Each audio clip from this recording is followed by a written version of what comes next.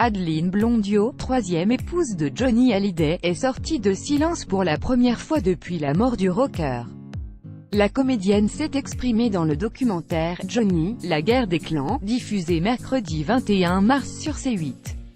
L'artiste a notamment raconté comment elle avait appris la mort du taulier. Non-Stop People vous en dit plus.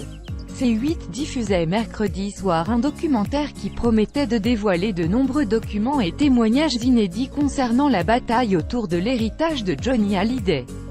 Effectivement, dans Johnny, la guerre des clans, Adeline Blondiot s'est exprimée pour la première fois depuis la mort du rocker. La comédienne, qui a été mariée 2 fois au taulier dans les années 1990, s'était faite extrêmement discrète.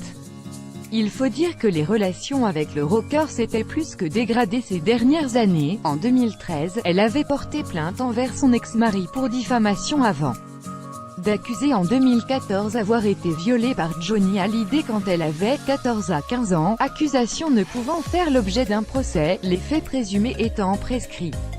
Adeline Blondiot, discrète depuis la mort du taulier ayant particulièrement mauvaise presse auprès des fans du rocker, Adeline Blondiot a toutefois accepté de témoigner dans le documentaire de C8.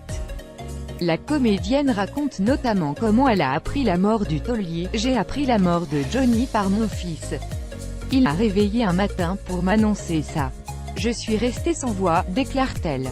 Très émue, l'ancienne héroïne de « Sous le soleil » évoque également sa rencontre avec la star.